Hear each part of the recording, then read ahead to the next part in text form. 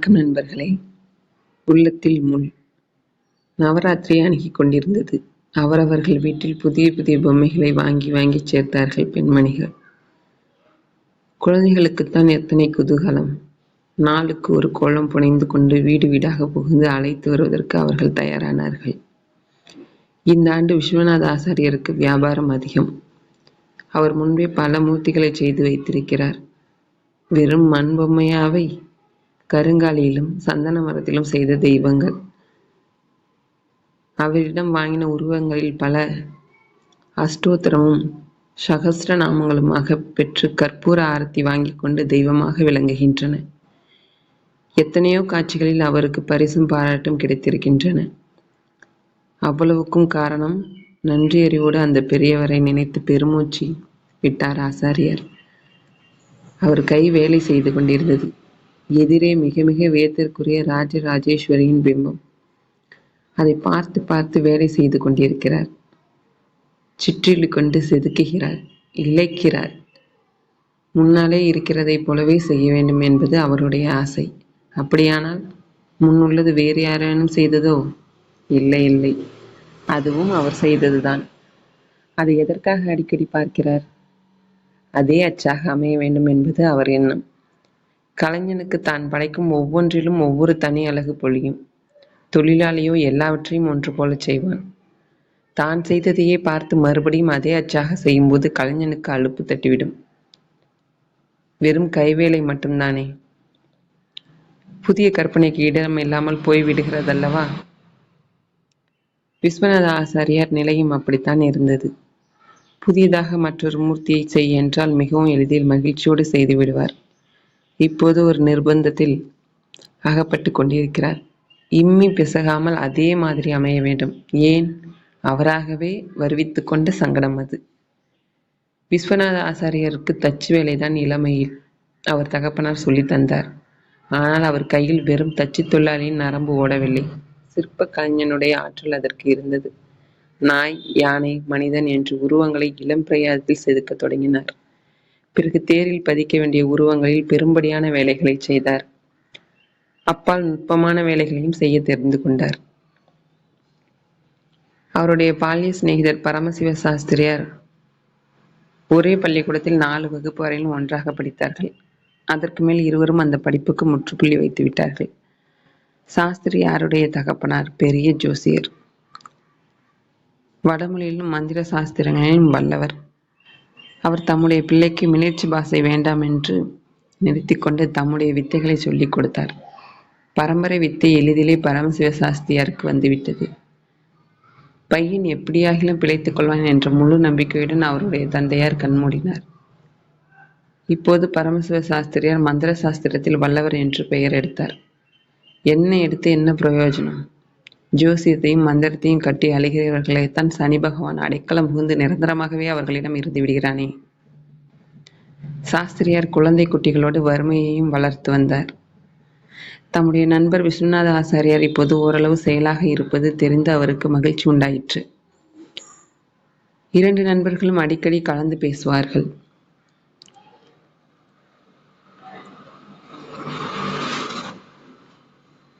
ஆசாரியார் ஏதோ தம்மாலான உபகாரத்தை சாஸ்திரியாருக்கு செய்வதுண்டு.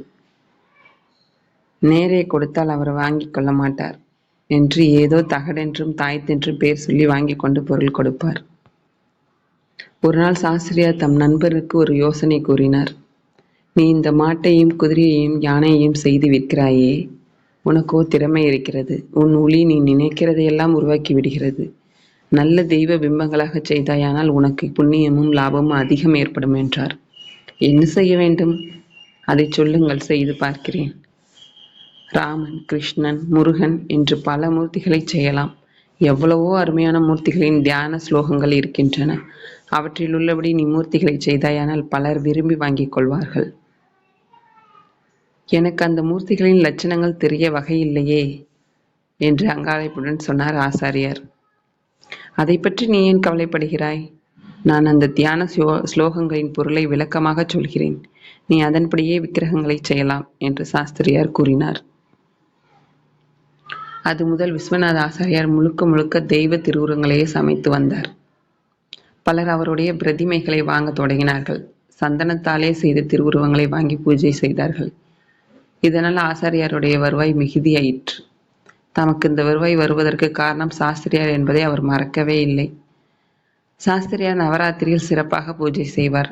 அவருக்கு நல்ல சந்தன மரத்தில் ஸ்ரீ ராஜராஜேஸ்வரியின் உருவத்தை செய்து கொடுத்து பூஜை செய்ய சொல்ல வேண்டும் என்பது விஸ்வநாதருக்கு ஆசை. அவர்கள் ஊராகிய துத்திக்குளம் கொல்லிமலை அடிவாரத்தை சார்ந்தது. கொல்லிமலையில் காற்றினுடைய சந்தன மரங்கள் வளர்ந்திருக்கும். அரசாங்கத்தாரின் கட்டுக்காவலுக்குட்பட்டிருந்தாலும் விறகு வெட்டி வருகிறவர்கள் சந்தன கட்டையையும் யாருக்கும் தெரியாமல் வெட்டி கொண்டு வந்து விற்று விடுகிறார்கள். விஸ்வநாத ஆசாரியர் நியாயமான முறையில் சந்தன கட்டைகளை கடைகளில் வாங்கி வேலை செய்தாலும் விறகு வெட்டிகளிடம் சில சமயம் மிகவும் அருமையான வைரம் ஏறின கட்டை கிடைக்கும். அதனால் அவர்களிடமும் வாங்குவார்.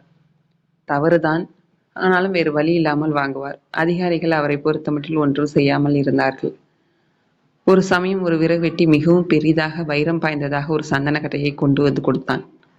நல்ல பவுன் நிறம் என்று சொல்ல வேண்டும். அதை கண்டவுடன் அவருக்கு ஆனந்தம் தாங்க முடியவில்லை.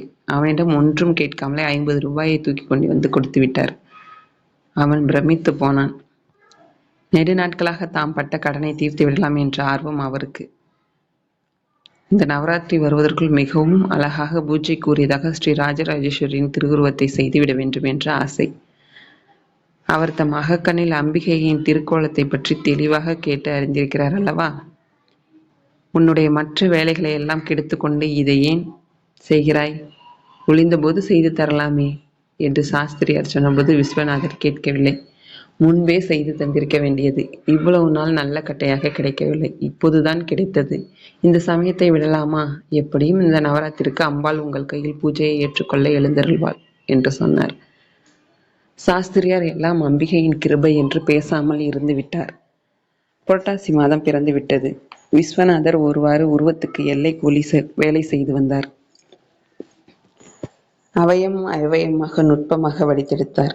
சாஸ்திரியார் ஒவ்வொரு நாளும் தம் நண்பர் வீடு வந்து பார்த்து போவார். அவருக்கும் அது நன்றாக நிறைவேற வேண்டும் என்ற ஆசை. அம்பிகை உருவாகி வந்தாள்.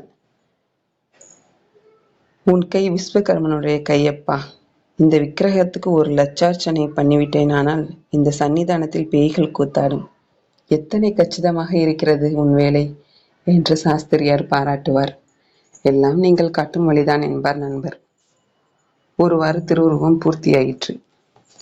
சாஸ்திரியார் அதை பார்த்து பார்த்து பூரித்து போனார். நவராத்திரிக்கு இன்னும் 8 நாட்கள் இருந்தன. இடையில் சாஸ்திரியார் வெளியில் செல்ல வேண்டி நேர்ந்தது. அந்த விக்கிரகத்தை இப்போதே கொடுத்து விடு, நான் வீட்டில் வைத்திருக்கிறேன். நவராத்திரி ஆரம்பத்தில் அவாகனம் முதலியவை செய்யலாம் என்றார்.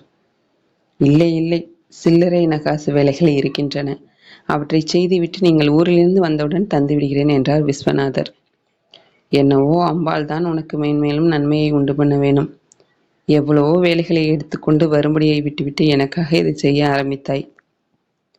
இவ்வளவு நாளும் மெனக்கெட்டது போதாதென்று இன்னமும் வேலை இருக்கிறது என்கிறாய். உனக்கு நான் என்ன செய்ய போகிறேன்?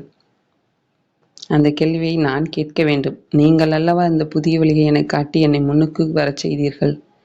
அதற்கு என் உடம்பை செருப்பாக தைத்து போட்டாலும் போதாதே. சரி சரி, போதும் போதும் உன் பேச்சு. நான் ஊருக்கு போய்விட்டு வருகிறேன்.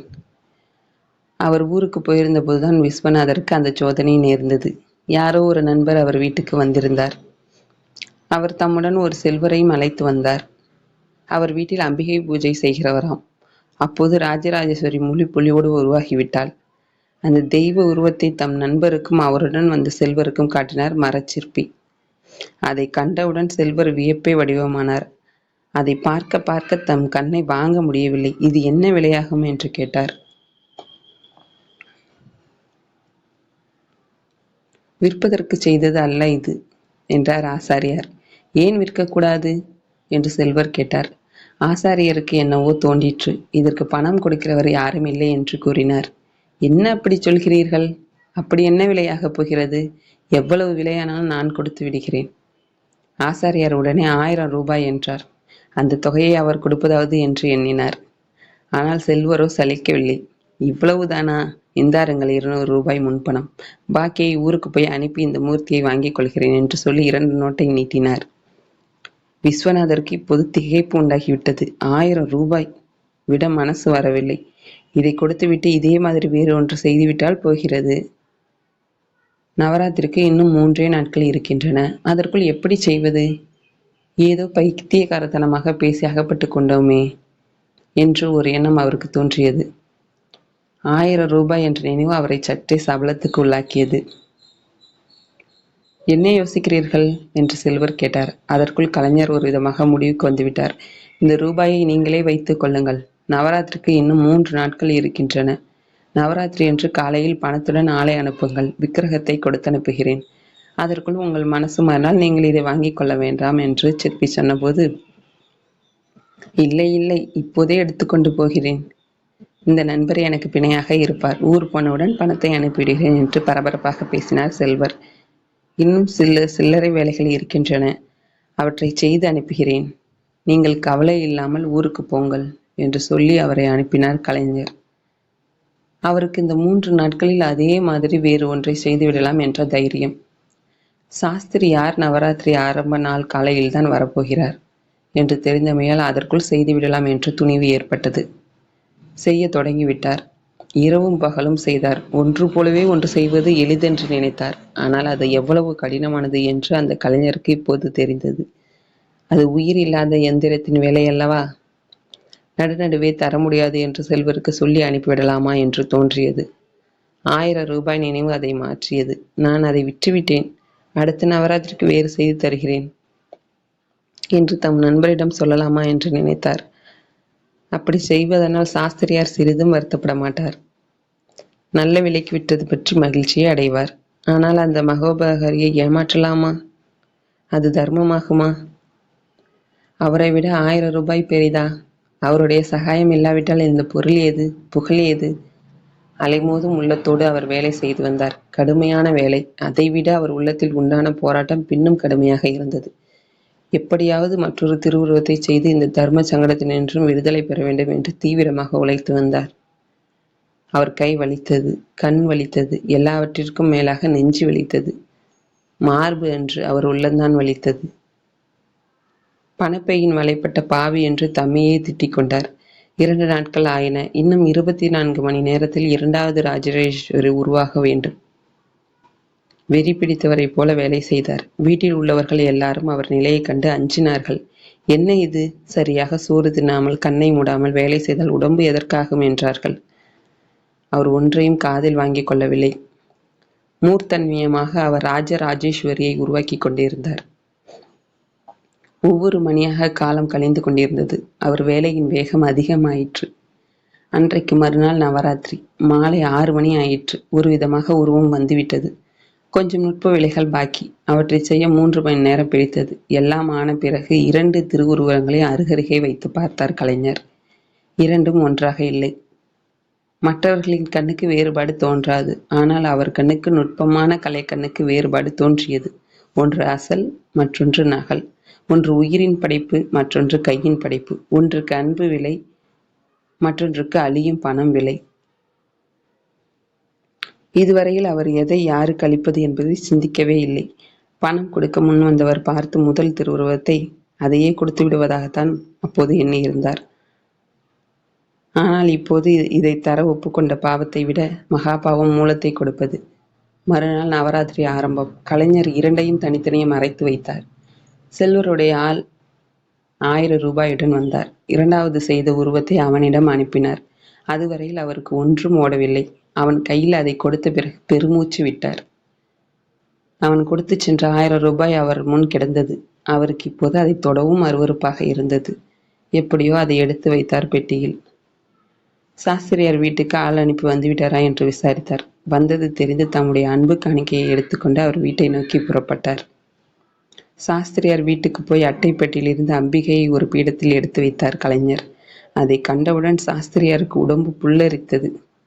சாஷ்டாங்கமாக விழுந்து அதை நமஸ்கரித்தார்.